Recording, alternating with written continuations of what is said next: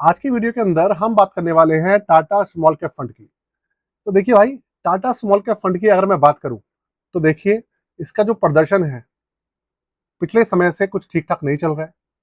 क्या कहानी चल रही है, सिर्फ 3 मिनट की वीडियो के अंदर हम जानेंगे। अभी के समय में पिछला इसका जो लेटेस्ट डेटा है वो चेक करेंगे। सिर्फ 1 महीने से लेकर 1 साल का जो इसका डेटा है उसका हम रियलिटी चेक इस वीडियो में करने वाले हैं।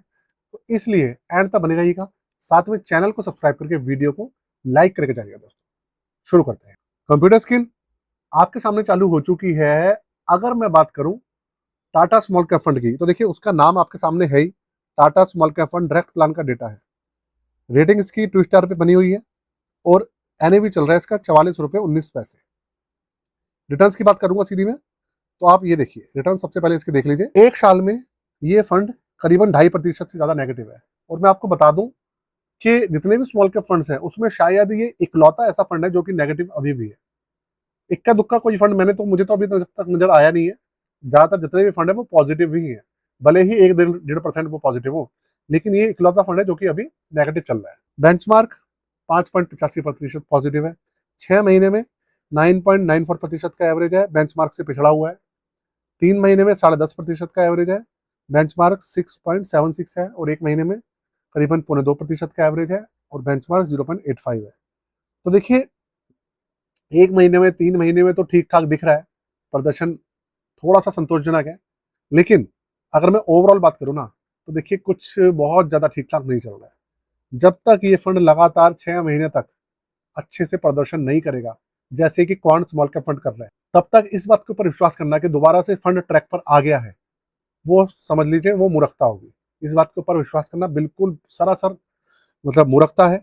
तो अभी के समय में प्रदर्शन 3 महीने का 1 महीने का हल्का फुल्का ठीक दिख रहा है, लेकिन ओवरऑल तो भैया ठीक नहीं दिख रहा है। कुल मिलाकर बात यह है, तो आपको थोड़ा सा समय इस फंड को देना पड़ेगा।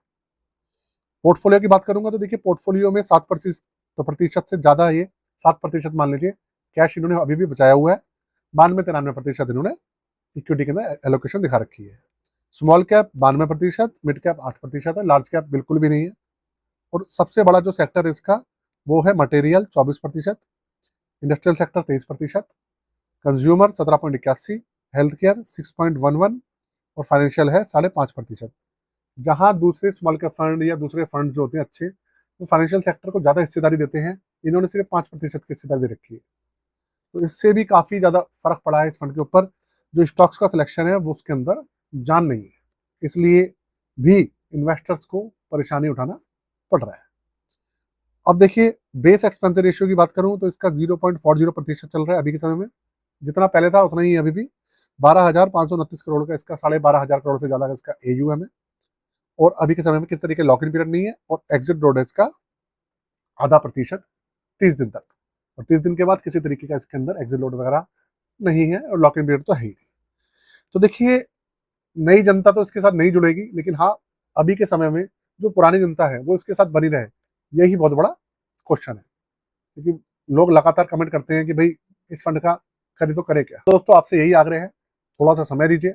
जैसे आपने क्वांट को दिया है, दूसरे फंड्स को दिया है, हमेशा सारे फंड्स परफॉर्म नहीं करते हैं, अप एंड डाउन आते हैं। तो थोड़ा सा देखिए, फंड के अंदर दोबारा से रिकवरी हो जाएगी, ऐसी बात नहीं है ना। ये सब चीजें चलती रहती है।